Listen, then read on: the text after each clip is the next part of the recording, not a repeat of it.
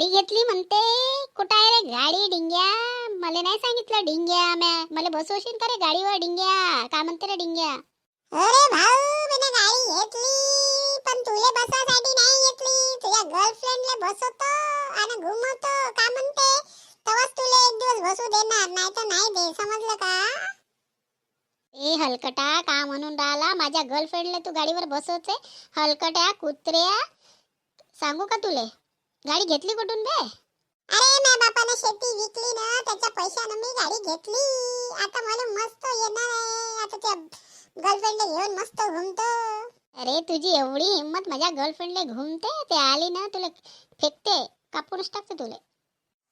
का म्हणाला रे हलकटा? तू मला गाडीवर घुमवते, थांब मी आले. का बोलला रे तू?